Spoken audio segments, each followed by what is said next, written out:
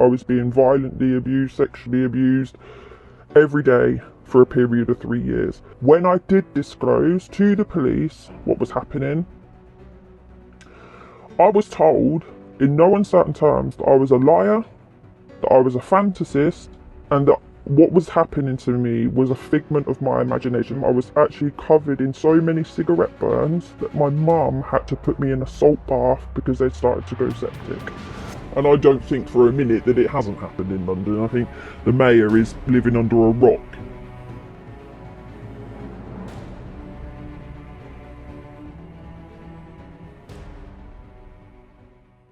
So what happened to you back in 2012? So I was approached by the police out of the blue because they wanted to know after years of what had happened to me. Um, so between the years of 2004 and late 2006, I was abused by the Oxford grooming gang. Sometimes people refer to it as the Bullfinch grooming gang. Um, this was long before social media. So how it happened was I was actually bunking off school and I was approached by one of the members of that gang and I was given cigarettes and he asked for my number. Um, I was very flattered. He was a good looking young guy in his 20s. And I was only 12 and I didn't understand that there could be anything wrong. So a few days passed and I arranged to meet up with him and nothing untoward happened. Again, it was just conversation, cigarettes, talking, asking me about my life and what, you know, very normal things. And I kept meeting up with them, and they'd give you a can of lager and more cigarettes and maybe a joint, weed, whatever. And I started to sort of trust them as my friends. This went on over a period of months where I started to think, oh, these guys really like me. I trust them. They're my friends, you know. Nothing sexual ever happened during that time. And then there was a particular day they said, do you think you want to go to this party? Now, I was so young and so naive that I thought a party would be maybe some alcohol, food, didn't think any more of it than that. And they took me to this party and we got there and it was just a house. And I realised very quickly that it wasn't a party that was like any party that I recognised. There was a lot of men that I didn't know in the living room, the back of this house, and I immediately felt that there was something very, very wrong, and I wanted to go. And I was taken into this room, and I was told that I needed to make them happy. And I realised very, very quickly that I wasn't going to be leaving this room. And it was that day that everything completely changed. How old were you at this time? 12 or just turned 13. Um, and that was when the sexual abuse started. And they ramped up the drug use and the violence started. And by this point, they knew everything about me. They knew where my family lived. They knew about everything about my family because I had told them, because I trusted them. And instead of being my friends, they started to threaten me. So if I didn't do what they wanted to do, they would threaten to hurt me, hurt my family. And as a 13-year-old, I didn't know what to do. I felt like I'd done something really bad and I couldn't get out of it and I just didn't know what to do. I didn't know what to do other than to just keep doing what I was doing. And the drug use intensified and the alcohol use intensified and it just spiraled out of control. I was being abused every single day. I was being violently abused, sexually abused every day for a period of 3 years. I was going missing for weeks at a time. I was by this point in the care of social services, in children's homes, and I was being abused while in their care as well. There were incidents where I was actually found by the police in the company of these men, and instead of asking them why they are with a 13, 14-year-old girl, and why this 13, 14-year-old girl that's been missing for a week is completely out of her mind on drugs and alcohol, I was told that I was wasting police time, I was a prostitute, I was a bad kid, and I just needed to stop doing what I was doing. And there are actually paper records that say that I was making this up, that it was lies, that I was fabricating it for attention. Now, when I look back on that, I had gone from being a healthy, bright, intelligent child who was actually classed as being gifted and talented. I was always in the top sets for everything at school. I was set to do really, really well. I'd gone from that to somebody who was weighing less than 6 stone, who was obviously using drugs, not eating properly. My periods had stopped. My hair was thinning. I was visibly ill, and the police said that this was a figment of imagination. I was always covered in bruises. One time I was actually covered in so many cigarette burns that my mum had to put me in a salt bath because they'd started to go septic. And people were saying that I was doing this to myself. Apparently this was all lies, and I was actually put on antipsychotic medication because they said that I was so troubled that I needed to have antipsychotic medication. So who took you to the doctors? I think it was my mum and social services did it. And I was seen by a psychiatrist who actually said that I was not showing any signs of psychosis, but I was more likely showing signs of severe trauma, and that was their medical opinion. But social services were just arguing it that I was this bad kid that was making stuff up, and effectively told that anything that was happening to me, even if it was true, was my own fault anyway, because I kept putting myself in that situation, even though there are records that at the same time showing that I was being found with men in their mid-20s, 30s, and nobody was questioning these men as to why they were being found with this teenager. Did the police have the names of these men at that time? Yeah, I was literally found with them multiple times, and obviously now I know that it wasn't just me that was being found with these guys. So the police had a picture emerging that there were lots of vulnerable children, because that's what we were children, being found with the same group of men over and over and over again. And I actually learned that they had this information from the late 1990s. So it had already been going on 5, 6 years before I'd come into this. So for the police to say that they didn't know what was happening, or they didn't have any real understanding of what was happening, I don't believe it, because how could it be in a small place like Oxford? These kids keep going missing for weeks at a time. We're all turning up in the same state. It's the same story, if you like, on repeat, and no one's going, there's something wrong with these guys. We might actually need to pull them in and ask them what the hell's going on. That didn't happen, not once. I personally think that the police and social services were corrupt, because the more that I've learned over the years, the more their version of what happened doesn't add up, right?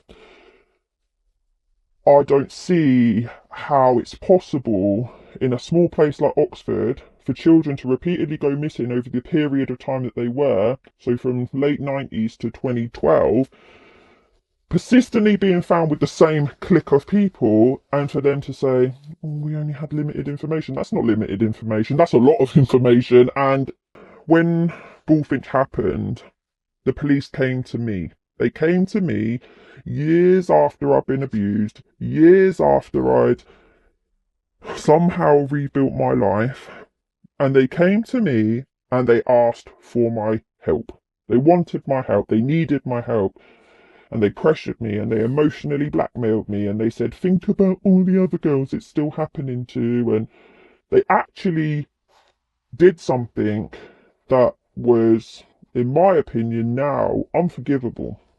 So it was put to me that because another young person had run away with me and was subsequently abused during that period of time, that if I didn't help them, there was a possibility that I could have been charged alongside those men, which isn't right, in my opinion, because I was a child. I was a child that was being abused. But that was also put to me as a possibility for me to consider. And so I didn't really have a choice. I mean, it was all done in a very friendly way, but there was that undertone of, listen, if you do not go along with this, then we might go down this route. So you're going to have to talk, kind of thing. So I did. And ultimately, they were arrested, charged, remanded, and then the trial happened. It went to the Old Bailey, and I was on the stand for a week, and it was the hardest thing I've ever done. My entire life and every choice I'd made, not just during the time that I've been abused, but every choice I've made up until the day that I went to that court was being scrutinised. I was being ripped apart, and ultimately I was found to be telling the truth. But it was very, very, very, very hard.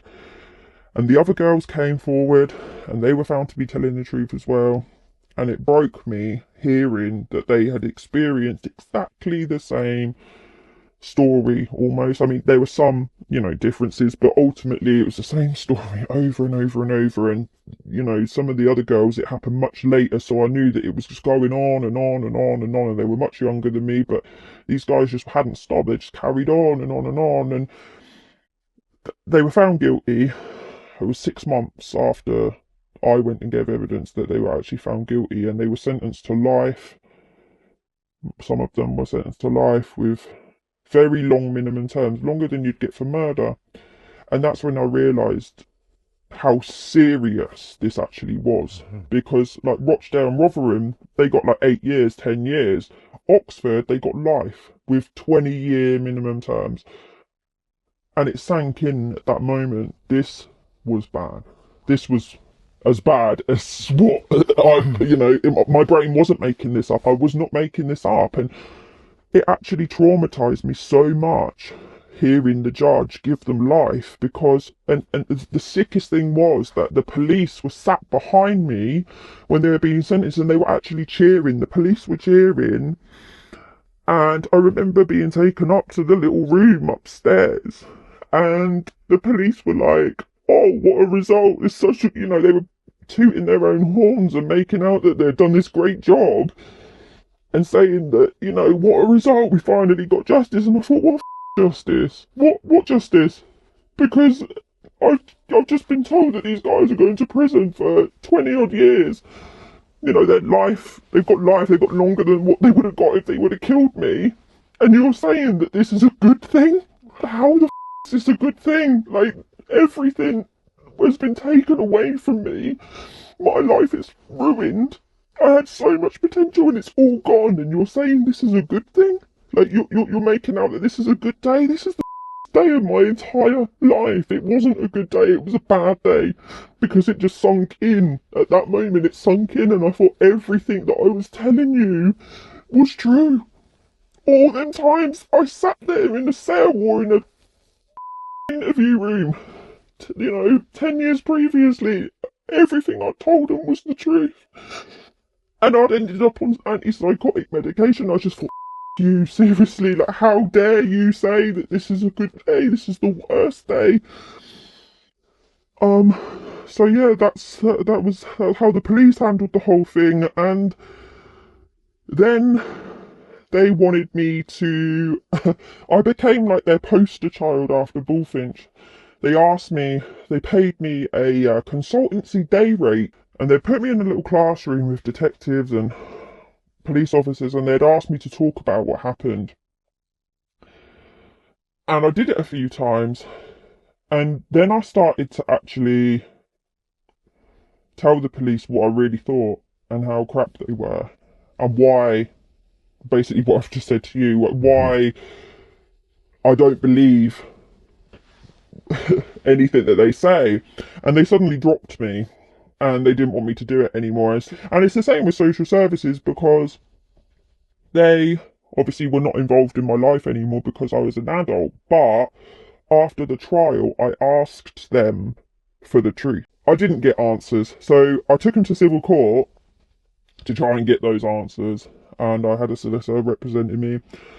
And at the 11th hour, literally, I think it was about 2 hours before it was going to go to court, they decided to settle out of court. So they would rather pay me than give me the truth. They will rather say, here's some money, please go away, and drag it out for 11 years than actually tell me the truth. Now, I also know that my solicitor had to go to great lengths to obtain my files, which should have been my legal right. Those files should have just been there, given to me when I was 18. They were never given to me when I was 18, and it took a lot to get them to appear later on. They'll say it on the telly, and they'll act like they care, and they'll say that they did a really good job of getting justice, but they didn't do a good job of getting justice, because justice, in my opinion, means the truth. And that doesn't just mean the truth in terms of the fact that, yes, these men abused us. It means the truth in why the system abused us. Because in my opinion, that's what happened. The system also abused us. And me and the other girls have never got the answers as to why that happened. And I can't speak for the others, but for me, it's very, very hard for me to move on with my life until I have them answers. People just say, like, why don't you just move on? Why don't you forget about it? You can't, because every night you go to bed and you just think, why? Why did this happen? So we've now got a national inquiry. This is, from the outside, the opportunity for you to finally find out the truth. Do you have any hope? No, and I'll tell you why I don't have any hope, because I contacted the three ladies who are chairing this, and I asked them to clarify to me how they can be independent when the lead woman is a baroness, right?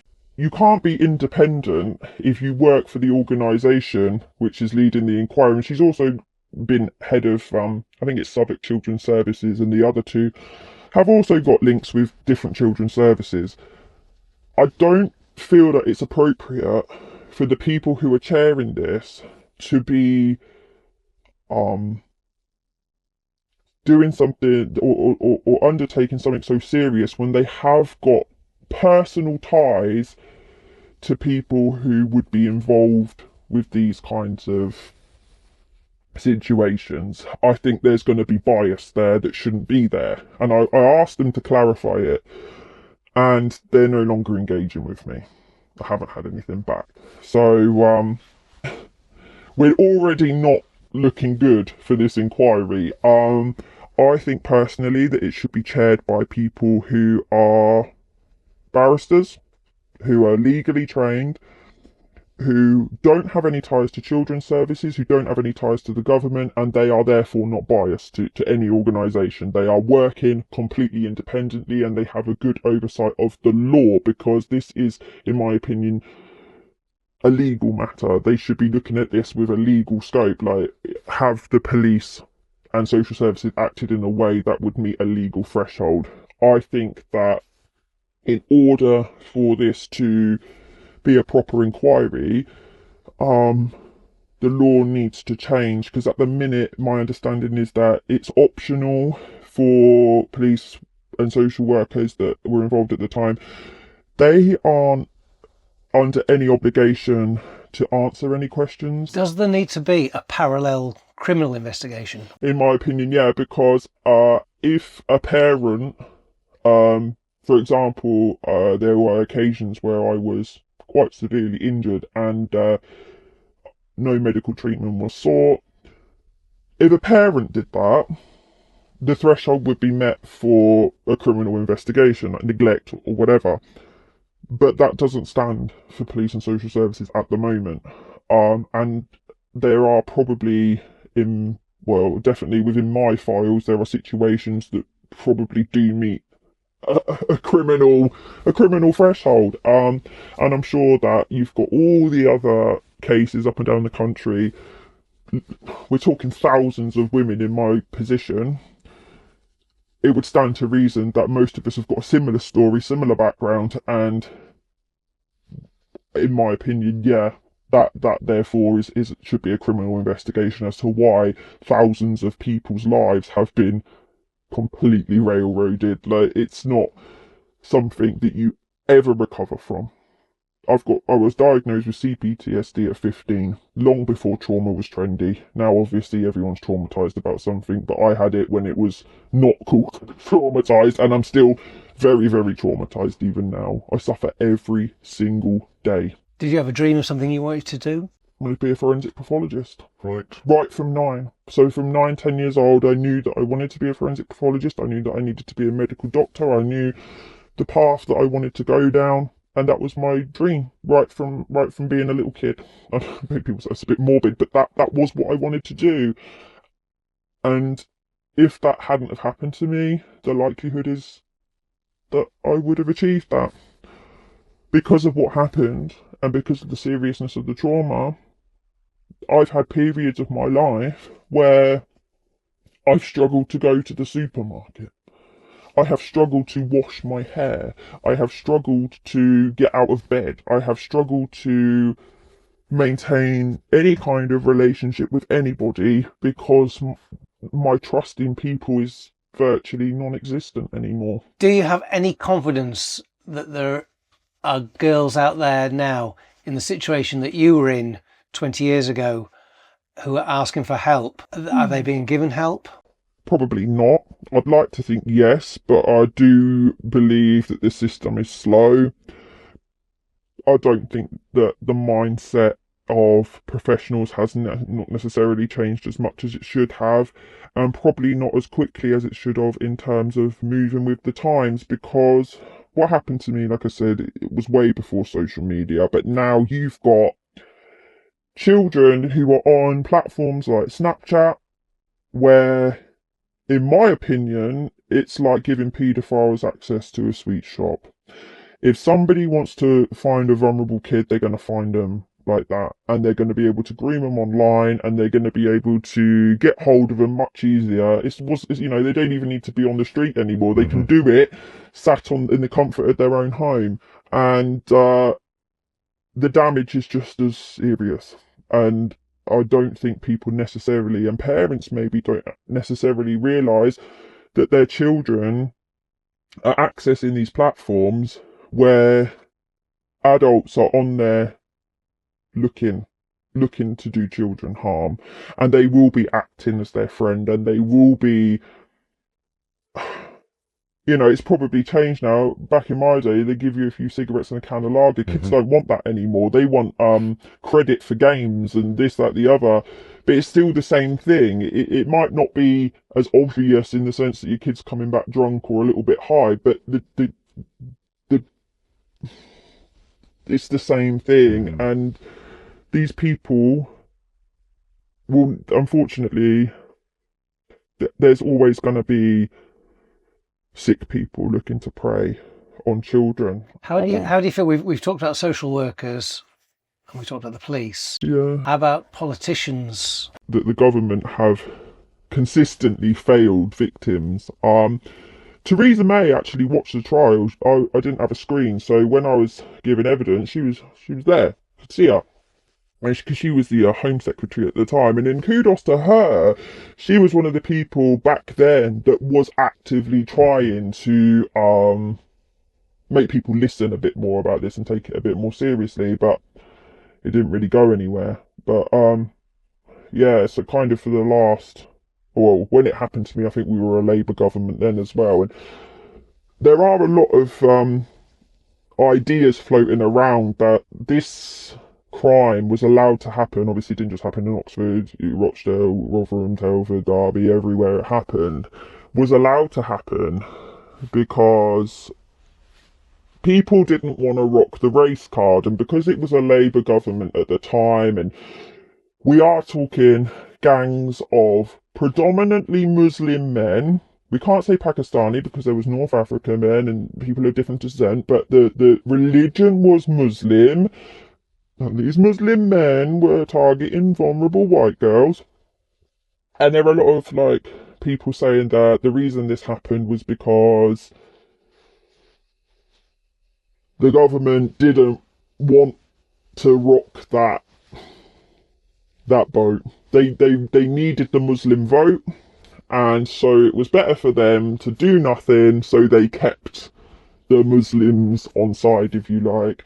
There probably is an element of that. I do believe that whilst that's not all of the story as to why things didn't happen, I do imagine that the government probably thought, yeah, let's not upset anybody. Let's keep this hush hush and do everything we can to bury it because we don't want to upset our Muslim voters.